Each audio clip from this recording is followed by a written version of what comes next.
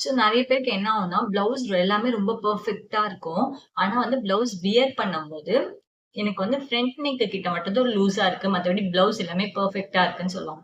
So அந்த ஒரு problem எப்படி ரெக்டிஃபை பண்றதுன்னா, நீங்க வந்து ஃப்ரண்ட் நெக் டிரா பண்றீங்கன்னு வச்சுக்கோங்க.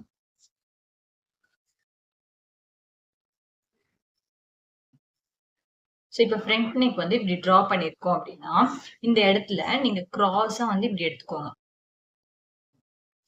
ஸோ ஒரு 1/4 இன்ச் வந்து உள் பக்கமா கிராஸா இப்படி கட் பண்ணிட்டு, அதுக்கப்புறமா ஸ்டிச் பண்ணீங்க அப்படின்னா,